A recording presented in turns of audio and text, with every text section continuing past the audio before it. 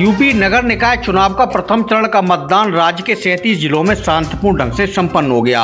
कुछ जगहों पर विवाद जरूर सामने आए, मगर पुलिस की सतर्कता से टकराव टल गए। मुख्यमंत्री योगी आदित्यनाथ और पूर्व मुख्यमंत्री बसपा प्रमुख मायावती ने अपने अपने बूथ पर मताधिकार का इस्तेमाल किया। अमरोहा के गजरोला इलाके में फर्जी वोटिंग को लेकर दो पक्ष आपस में भिड़ गए, जिसके बाद पथराव की घटना हुई। पुलिस ने तुरंत मौके पर पहुंचकर बवालियों को खदेड़ दिया। कासगंज में सभासद का चुनाव लड़ रही एक महिला प्रत्याशी की अचानक तबीयत बिगड़ने के बाद मौत हो गई। सहारनपुर में पुलिस ने फर्जी तरीके से वोट डालने आए कुछ लोगों को हिरासत में लिया है। सुबह मतदान शुरू होने से शाम अवधि खत्म होने तक मतदान केंद्रों पर वोटरों की कतारें नजर आईं। पहले चरण के मतदान को लेकर सीएम योगी ने दावा किया है कि भाजपा को निकाय चुनाव में प्रचंड बहुमत मिलने जा रहा है। लोक सेवा, सुरक्षा और सुशासन देने वाली राष्ट्रवादी पार्टी भाजपा के साथ है। वहीं मुख्य विपक्षी समाजवादी पार्टी के अध्यक्ष अखिलेश यादव ने आरोप लगाया कि मतदान के दौरान बूथों पर बीजेपी और प्रशासन के लोगों ने गड़बड़ी की। मैनपुरी और सहारनपुर में लोगों को वोट न डालने देने का आरोप उन्होंने लगाया है। राज्य में अब दूसरे चरण का मतदान 11 मई को होना है, जिसके लिए बरेली सहित बाकी जिलों में प्रचार अभियान जोरों पर है। निकाय चुनाव में रंग जमाने को भारतीय जनता पार्टी अपने स्टार प्रचारकों को लगातार मैदान में उतार रही है। बरेली में कल से बड़े नेताओं के चुनावी शो होते नजर आएंगे। डिप्टी सीएम ब्रजेश पाठक कल 5 मई को बरेली के आईएमए हाल में भाजपा प्रत्याशी उमेश गौतम के समर्थन में चुनावी बैठक को संबोधित करेंगे। कल शुक्रवार को ही शाम के वक्त भाजपा प्रदेश अध्यक्ष भूपेंद्र सिंह चौधरी आईएमए हाल में पार्टी कार्यकर्ता सम्मेलन में भाग लेंगे। इसके बाद 7 मई को बरेली कॉलेज में मुख्यमंत्री योगी की चुनावी रैली प्रस्तावित है। उसके अगले ही दिन डिप्टी सीएम केशव प्रसाद मौर्य बरेली में चुनावी सभा करने आएंगे। आगे के दिनों में बरेली महानगर में प्रचार की आंधी पूरी तेजी से चलती नजर आएगी।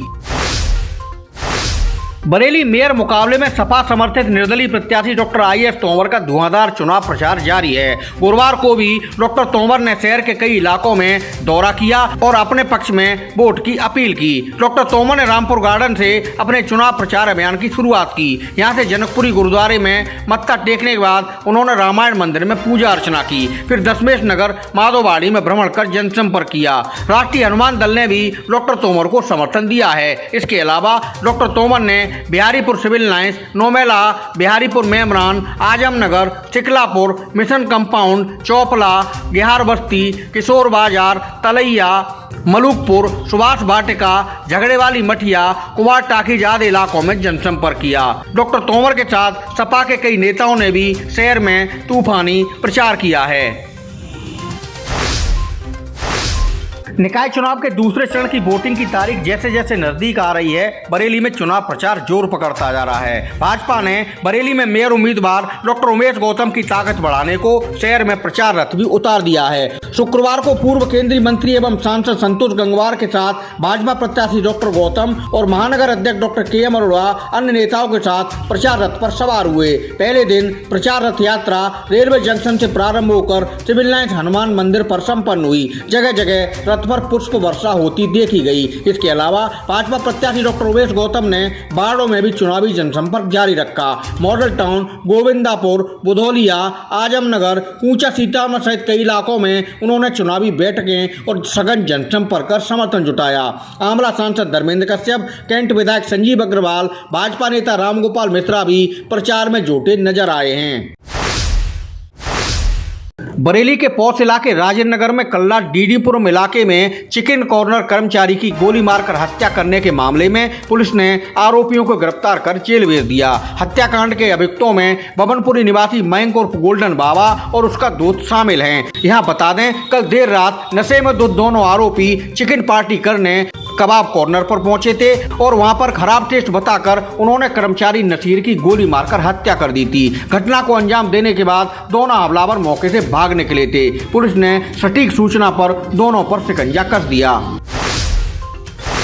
बरेली में आदर्श चुनाव आचार संहिता के पालन के लिए नगर निगम की टीम ने गुरुवार को अभियान चलाया। इस दौरान निगम की टीमों ने सरकारी संपत्तियों, बिजली के खंभों आदि पर लगी चुनाव प्रचार सामग्री को जब्त कर लिया। सड़क किनारों से बड़े होर्डिंग भी हटवा दिए गए। यहाँ बता दें कि चुनाव आयोग की गाइडलाइंस के अनुसार सार्वजनिक संपत्तियों का प्रयोग चुनाव प्रचार सामग्री लगाने के लिए नहीं किया जा सकता।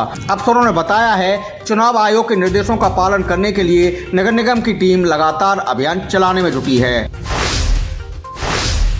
बरेली में आदर्श चुनाव आचार संहिता के पालन के लिए नगर निगम की टीम ने गुरुवार को अभियान चलाया। इस दौरान निगम की टीमों ने सरकारी संपत्तियों, बिजली के खंभों आदि पर लगी चुनाव प्रचार सामग्री को जब्त कर लिया।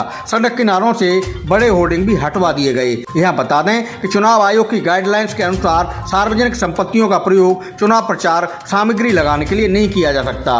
अफसरों ने बताया है, चुनाव आयोग के निर्देशों का पालन करने के लिए नगर निगम की टीम लगातार अभियान चलाने में जुटी है।